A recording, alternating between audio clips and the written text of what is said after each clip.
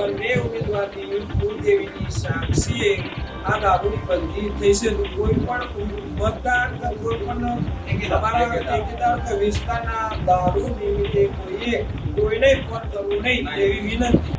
હા, આપે જે સાંભળ્યું તે સાચું સાંભળ્યું.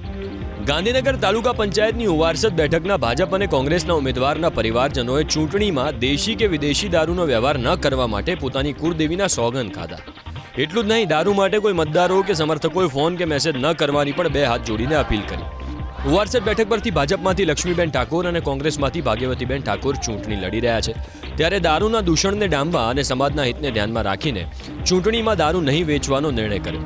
બંને ઉમેદવારોના પરિવારજનોએ પક્ષાપક્ષી ભૂલીને સમાજના હિત માટે અને દારૂબંધીના નિયમની કડક અમલવારી માટે સંયુક્ત રીતે આ નિર્ણય કર્યો. આ નિર્ણય પર બંને ઉમેદવારોના પરિવારજનોનું શું કહેવું છે, આવો સાંભળીએ.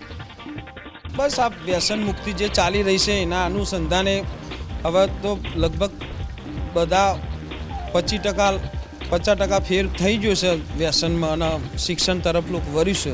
એટલે આ ખોટા દૂષણો ના થાય, ખોટા કોઈ વ્યસને ના ચરે, એના માટે આ નિર્ણય લેવાનો. સમાજ માટે ખાસ અને એક એવું ગુજરાતની અંદર એવો મેસેજ જાય કે આ જે સીટ ઉપર સત્ય જે લડાય એ ઉમેદવારોએ જે નિર્ણય લીધો એવો નિર્ણય અમારે પણ લેવો જોઈએ.